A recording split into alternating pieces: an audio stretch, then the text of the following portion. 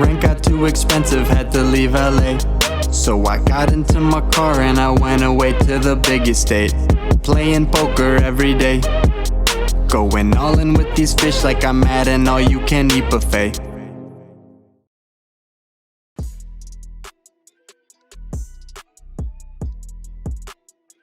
We're back over the 10K profit hump, looking to make a push towards 20K. We switch up the drone shots for this vlog. Check out Austin at night.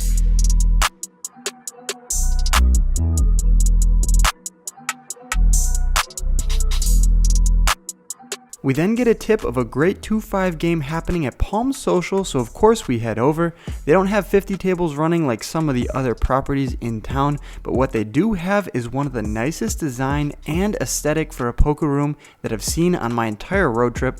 With our newly acquired mud kip from Aaron in the last video, we hit the 2-5 streets in for $1,000. First hand of the night, I look down at Jack 9 of diamonds from middle position and the action folds to me. I make a standard open here for $20 and the player on my left puts in the call. The button and the big blind both also want to come to a flop. So going 4 ways, which comes 7, 3, 5 with 2 diamonds. We have 2 overs, the front door flush draw, and some backdoor straight possibilities. I decide to check and the action checks through, which brings a 6 of diamonds on the turn.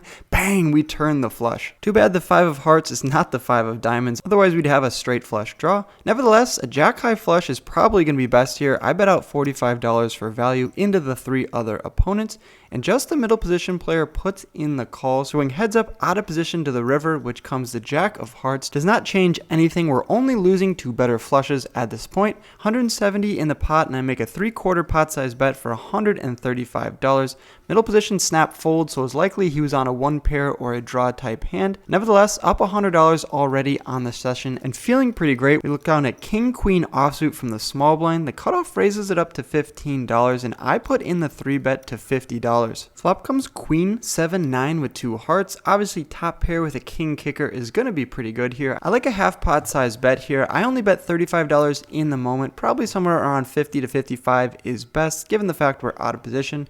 Doesn't matter though, the cutoff gets out of the way and mucks his cards. We're going to take down that $97 pot with our top pair, and we're on to the next hand. We look down at ace 4 offsuit. +1 raises it up to $20. The button puts in the call. I'm in the big blind. I find a call as well, and the under the gun limper does as well. So going 4 ways to the flop here with ace 4 offsuit. Flop comes ace 8-4. Bang, we flop 2 pair. Nothing to do other than check my entire range 3 ways out of position. That's what I do, and we see a turn card when the action checks through. Comes the 5 of diamonds. Given the fact that we have 2 pair, there's some draws on board, some straight and flush draws. Anyone with a king or queen of diamonds is probably going to pay off a bet here. So for that reason, I bet out for $50 into the 3 other opponents. Player to my immediate left in the under the gun position puts in the call, and he's the only one to do so. So we see a river, which comes the 10 of hearts. Really shouldn't change anything, and 187 in the pot.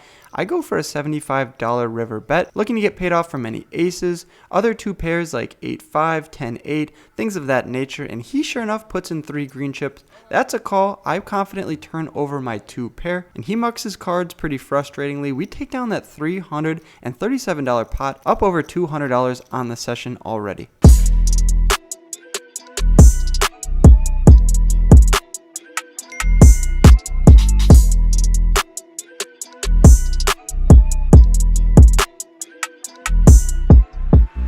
If you guys are enjoying this video so far, 2 hands at the end of the video are so crazy, you're just going to have to wait and see them for yourself. But one thing you can do right now to help support this channel is drop a subscribe. We're almost at 30K subs and it would mean a lot to me to get to that point. If you guys are enjoying this video so far, 68% of you guys are not already subscribed. What are you guys doing? Hit the subscribe button right now and help support this channel and get it to 30K subs. By Christmas, that'd be super cool. Let's also do something fun right now. As you can see, my top geographies, obviously 50% are from the United States, but 3.8% are from South Korea and Indonesia. If you're from one of those countries, drop a comment down below. I'm really curious if that's an outlier, or if you guys are actually watching from those super cool countries. If you're one of my 3.8% female viewers, drop a comment as well. Let's get the ladies going in the chat. All right, let's get into the next hand. With $1,400 in our stack, we look down at queen 10 of hearts from the low jack. The straddle is on. The player to my right raises it up to $55, and I make an interesting call here. I think most of the time we should be 3-bet or folding folding, but up until this point, there's been a lot of calls and not a lot of 3 and 4 bets. So for that reason, I stick in the call, and sure enough, 3 others do as well, so going off to the flop. Looking for a Jack 8-7 board, all hearts, which does not come. It comes 10-5-3 with 2 clubs. Even though we have top pair, we're in an interesting situation here 5 ways. The player to my right gives up the betting lead and checks it to me. With top pair with the queen kicker, we need to find out where we're at, protect against any overcards. I lead out for $80. Player to my left sticks in the call for $80. Now the middle position pre-flop raiser goes for the check raise to $380. Not exactly sure what he's repping here. Most obvious hand is pocket 10s, although we block that having the 10 of hearts in our hand. Pocket 5s, pocket 3s, not too sure if they'd play in this manner. Other hands that could be doing this are pocket jacks through pocket aces, maybe ace 4, ace deuce of clubs. Either way though, it's a pretty large raise, and I don't really want to call this off here and face a turn jam or something of that nature. I give up my hand. The hijack does as well. Check raise from the middle position, gets through, and he's going to take down that $435 pot. We then look down from the low jack again at pocket nueves, pocket 9s here, and I raise it up to $25. Get 4 calls, so going 5 ways to the flop, which comes 9, 6, deuce, bang, we flop top set. Draw heavy board though, 3 spades on board. Not exactly a comfortable situation, but we can't flop a set and not go for a value bet. I bet out for $45, looking to see where we're at. Player to my left and the small blind both put in the call, so we're going off to the turn. Turn comes the 4 of spades. The small blind starts with a check. Although there are 4 spades on board, I have pocket 9, so I have top set. The board could pair on the river, giving us probably the best hand. Between the small blind and the hijack and myself, I probably have more of the ace and king of spades in my hand, since I was the one to raise pre-flop and I did not get 3 bet. For that reason, I don't even look at the strength of my hand. Having a set here is not relevant. I'm focusing more on my entire range. I'm going to have a lot of the higher spades and have the best flushes in the spot, so I bet out for $140. Like I said earlier, if we end up getting called here and one of them happens to have an ace king or queen of spades and pays off this $140 bet, we could just pair the board on the river and get another street of value. Hijack gets out of the way in the actions on the small blind. He doesn't look too happy about it and mucks his cards. We're going to take down that $300 pot. Happy I went for the bet there on the turn and did not give up the betting lead. $625 of profit on the session so far. Let's keep it going here in this next hand. There's $20 out in front of us. We look down at pocket 3s. I did the betting. I raised it up to 20. The player to my left and the small blind both put in the call. Off 3 ways to a $65 pot, which comes 10, deuce, 3, bang, we flop middle set. Back-to-back sets here, back-to-back bangs. This is a great session so far. Small blind checks it over to me, and in between 2 opponents, I decide to start with a check. This board is going to favor the middle position and small blind's calling range as opposed to my pre-flop raising range. Unfortunately though, the middle position does not take a stab. We might have gone for the check raise there, and he checks behind, which brings a 6 of diamonds on the turn. Small blind checks it over to me for a second time. Obviously, we cannot let this get checked through for a second time. I bet out for $45 into the $65 pot. Middle position gets out of the way. The small blind does as well. Can't get any value here with our middle set of 3s. How does no one have an ace 10 or a club flush or a straight draw type hand? Either way though, happy to be taking down that pot, and we're on to the next hand.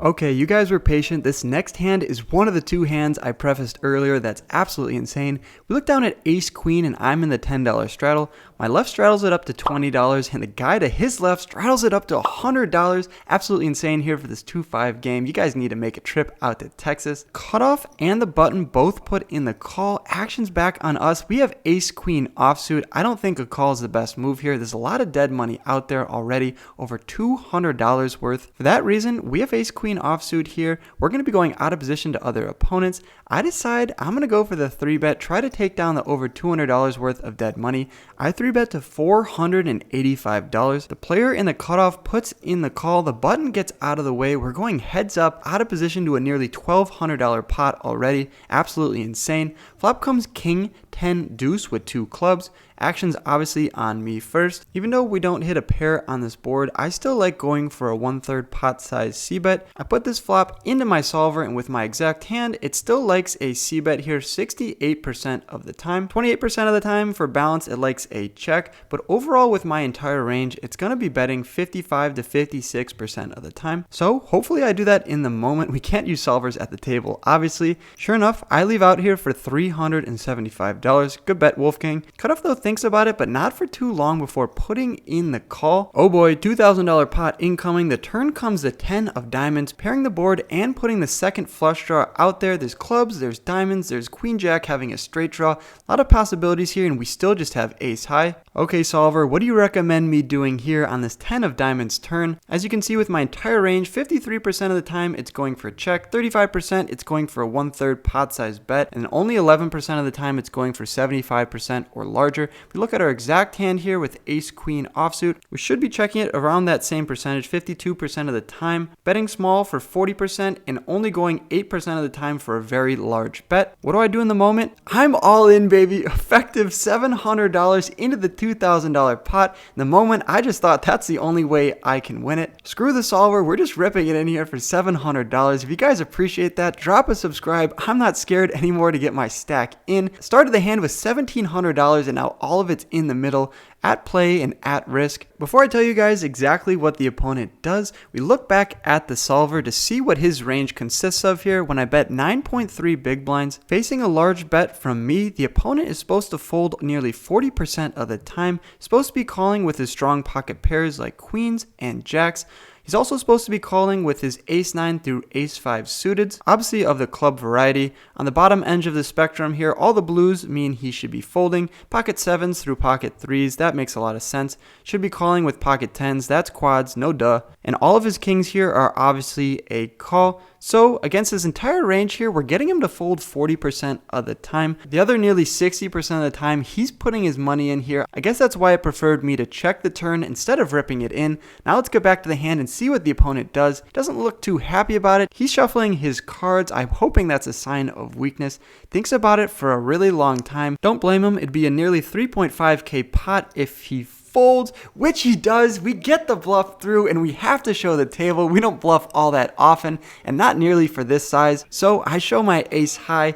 Table is stunned. We get a bluff through here. Vloggers can bluff. We're not just nits all the time. We're going to take down that $1,900 pot, up over $2,200 on the session. Let's go. After that big hand, we're looking to keep the momentum going. We look down at jack 9 of diamonds from the hijack. Straddles on. I raise it up to $35 and the small blind re-raises me to $100. The straddler puts in the cold call. Action's on me. Jack 9 of diamonds is not the best hand, but we'd be going 3 ways to the flop and we close the action. I put in the additional chips and we see a disgusting board which comes ace 7 king with 2 spades. Small blind leads out for $125. The straddler puts in the call again. Nothing to do other than fold my jack high here. Can't win them all and we're on to the next hand. The second massive hand of the night. We look down at pocket kings, the Cowboys in Texas. Will they be lucky for me? Will they be unlucky? Who knows? But we make a standard open to $20. The cutoff, small blind, and the big blind all put in $20. No shortage of action here. We're 4 ways to a flop which comes queen 8-4. Seems pretty safe, although there are a lot of draws. Spade draws, 10 jack, 9-10. A lot of combos of gutters on this flop. Not expecting anyone to lead out into me when I raise pre-flop. Sure enough, that's what happens. They all check it over to me and I bet out for $45 into the $80 pot. Expecting to get 1 or 2 callers. Nothing spectacular here until the small blind shocks us and goes for the check raise to $250, a 5x from out of position. That's going to scare all the other opponents out of the hand and the action's back onto me. If we put this flop into the solver, as you can see, the opponent's supposed to be folding 31% of the time, calling 53% of the time, and only going for the check raise here 13% of the time. So definitely not a spot that comes around too often. If we click on all the hands he's supposed to be going for the check raise here, it's obviously pocket 4s and pocket 8s, which have a set. If we look up at the top of the screen though, he's going to have a lot of hands that have 2 spades in it, like king 9, king 8, king 7, of that nature. He's also going to have a lot of hands like jack 10, jack 9 that have gutters, maybe gutters and a flush draw as well. He's also supposed to be doing this a large portion of the time with his naked ace of spades, like ace 10 with the ace of spades. Nevertheless, when we're faced with the check raise here, let's see what the solver recommends me doing. With my entire range, it's pretty much a flip. 50% of my range is putting in the call, 50% is folding. If you click on kings and look at our exact combo, we're supposed to be calling this nearly 100% of the time. Let's get back to the hand and see what I do. I'm not an idiot. I put in the call for $200 more. We're not folding an overpair here on this draw heavy board. That's what I do. We're off to the turn, which comes the 8 of diamonds, $580 in the pot. The opponent has still not gotten his chips from the chip runner. He just has a stack of 100s on the table. He declares $650 is the bet. The player to his right graciously gives him chips in order to mark it out on the table, so it's not too confusing for the dealer. But an interesting sizing that he elects to go for here. There's only 580 in the pot and he overbets it for $650. With his entire range, he should be checking 65% here. Out of all the bet sizing though, the solver prefers a 75% pot size bet. He went for the overbet here, so let's just put in 75% as if that's what he did and see what I'm supposed to do in this spot. With my exact hand, pocket kings, we're supposed to be calling 100% of the time. Can't be folding when the 8 pair is on the turn. We also should be calling with our other strong hands like ace queen offsuit, pocket aces, pocket eights, pocket fours. Those all should be calls. We pretty much don't have a raising range in this spot when he overbets the turn, only doing that 2% of the time. Additionally, we're just calling here with all of our eights. We're also calling with all of our ace high flush draws, which is interesting to note. The solver still gets value to those, so that's interesting to note as well in the future. If we ended up on the turn here with like ace 3 of spades, we're supposed to be putting in the call 100% of the time as well, so that's good to note. Back to the action, we're facing a $650 bet. As we just saw from the solver, we're supposed to be calling this 100% of the time. When the board pairs 8 of diamonds, I'm not going to be going anywhere. I cut out 8 chips, 6 black ones and 2 green ones. That's a call. We're proceeding to a river, looking to fade any spades or any 9, 10, jack type cards. When the river comes to 6 of hearts, we're feeling pretty good about our prospects here in the hand. Actions on the small blind, and now he taps the table twice. This could look like he's giving up, but is he ever going for a check shove here on the river with a nutted hand like pocket fours, pocket eights, pocket queens? I don't know, maybe. If we pop back into the solver, he's supposed to be betting here 61% of the time, checking 39% of the time. Of his bets, he's obviously supposed to be betting pocket fours, pocket eights, also a little bit of 6-5 and 7-6 suited. Those are his bluff candidates. When you look at the checks he's supposed to have here, it's going to be a lot of the spade draws as well, so he's supposed to be balancing those pretty proportionally. Let's see what the solver says when he checks it over to us on the river, which is what he did. Pocket kings, every combination is a slam dunk all in 100% of the time. Need to be ripping it for value. If we look at my entire range though, it's pretty much a coin flip, although we're going to be ripping it in with pocket kings, pocket queens. Solver also likes us going for a large bet here on the river with our jack high spade draws, like jack 10 and jack 9 suited. 10-9 suited is also a great candidate to go for a nearly pot size bet. A lot of our eights are going to be doing a lot of betting too, as well as our ace 4 through ace deuce suited. We need to balance our range and rip those in as well. Interesting to note though that the solver prefers checking with ace 5 through ace 7 of spades. Not too sure why it prefers that. If you guys have an idea, let me know down in the comments. Back to the hand, knowing what we know now, we should be ripping it all in here with pocket kings. We need to be getting value from ace queen, queen jack, king queen, things of that nature. Maybe pocket tens, pocket jacks that get a little sticky. What's that though? I check it behind. Obviously I'm looking at the solver in real time now, can't use it at the table. I check behind, a little bit scared and just looking to get to showdown here. Opponent says we're good, but we called him on the flop and the turn and put a good amount of money in the middle, so we paid to see his cards. He needs to show it to us. We're not going to voluntarily turn our hand over. Been reading a lot of your comments down below about that. What's that? He mucks his cards face down. He's not going to show it to us, so we're not going to show it to him or the table either. Theoretically, we could have had 7 deuce offsuit here and we'd be scooping this nearly 2K pot. Obviously, I'm never going to arrive here with 7 deuce offsuit, but when he mucks his cards face down, we're going to take down that nearly 2K pot, up almost $2,800 on the session.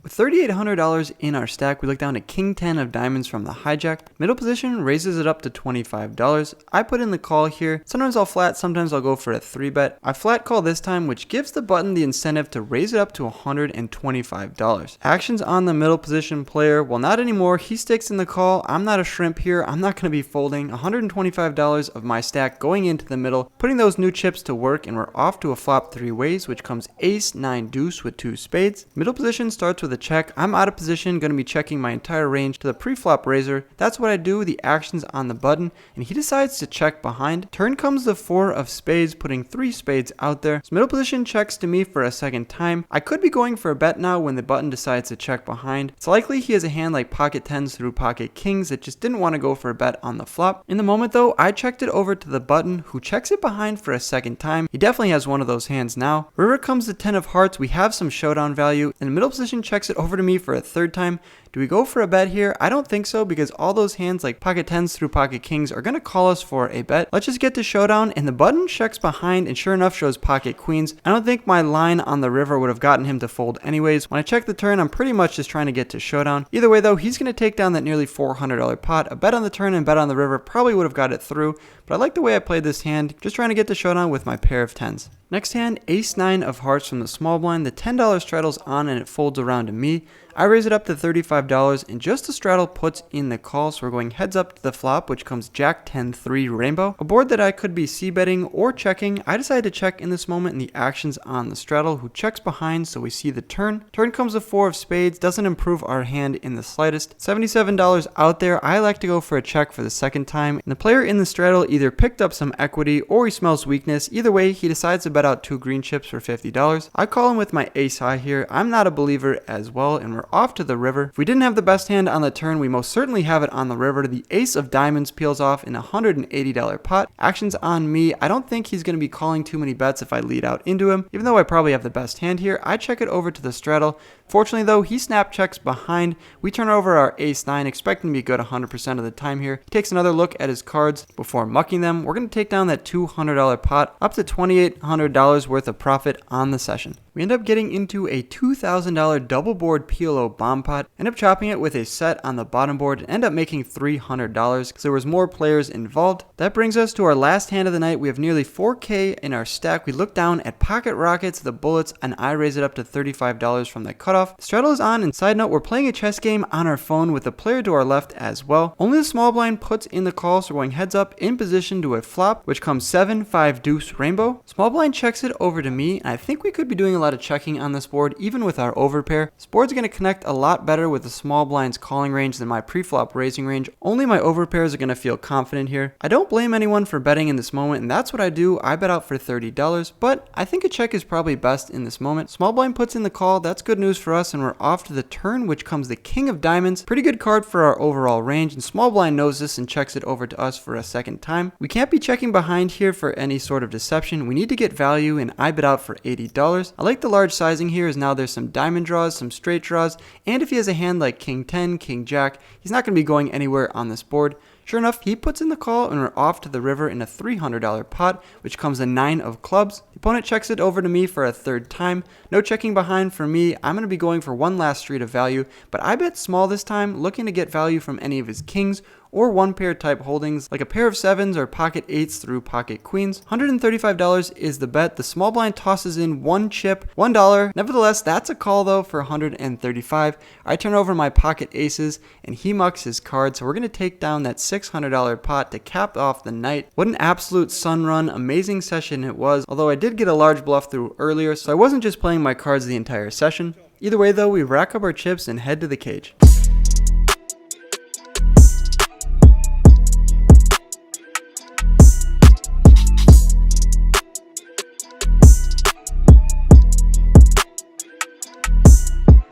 Wow, that wraps up this 2-5 session. We ended up playing a lot longer than we thought, but the game was great. Shout out to Caitlin, shout out to Victoria, shout out to everybody here at the Palms. Got into that 2-5 for $1,000, ended up cashing out for $41.29, a profit of $31.29, which makes that the biggest cash out on a road trip so far, and I think my life. I'm not really too sure, but I think that might have done it. Anyways, here's our road trip tally. We're doing super good on this road trip, trying to hit 20K by the end of it. That was my goal. Never told you guys, but that's my goal, to hit 20K. Let's see if we can do it. See if we can prove the haters wrong.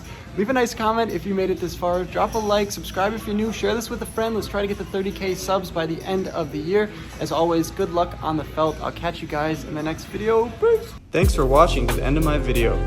Click my head below to subscribe and stay in the loop. See you next time.